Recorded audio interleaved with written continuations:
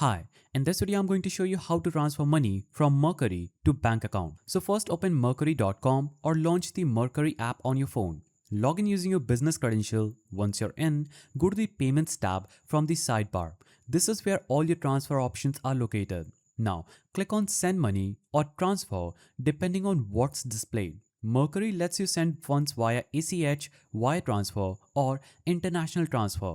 For most US bank accounts, an ACH transfer is the easiest and free option. Now, if you're transferring to an external account for the first time, click Add New Recipient. Enter the bank's routing number, and account type, checkings or savings. Then double check everything to avoid delays or rejections.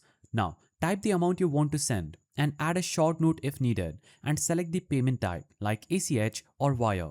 ACH transfers usually take 1 to 3 business days, while wire transfers may process the same day but can cost a small fee. Then click Send to confirm your transfer. You can track its progress directly from the Payments tab, and Mercury will notify you once the transfer completes.